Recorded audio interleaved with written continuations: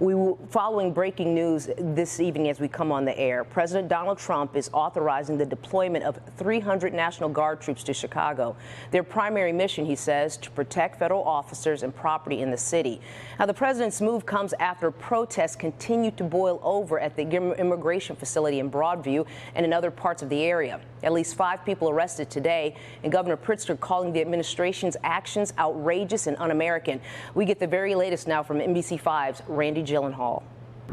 Well, since this operation began, we have seen plenty of local law enforcement like these state troopers, as well as federal agents from ICE and Border Patrol, but not the United States military, which is typically barred from domestic law enforcement.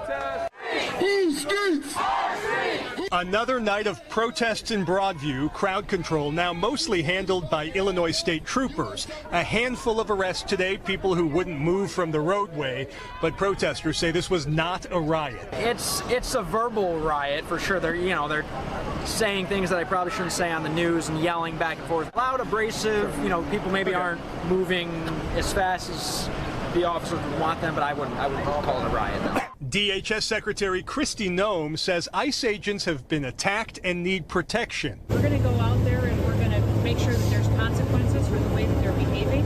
Noem requested the United States military be deployed in Chicago to back up ICE. Look, get out of the way for the Bearcat! Clear the way for the Bearcat!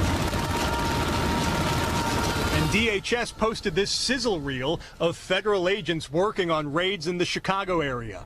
Illinois Governor J.B. Pritzker said the Pentagon gave him an ultimatum to call up Guard troops or the feds will. In the coming hours, the Trump administration intends to federalize 300 members of the Illinois National Guard. I want to be clear, the governor said, there is no need for military troops on the ground in the state of Illinois.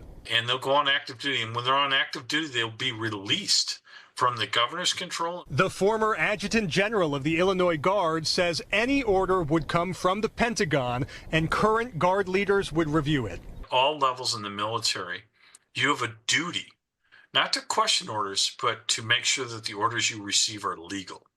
So there will be a legal review for sure. And today, a federal judge in Oregon temporarily blocked the National Guard from deploying there in Portland. Similar challenges in California. And Illinois' Attorney General has also pledged to sue if troops are deployed here. In Broadview, Randy Gyllenhaal, NBC5 News.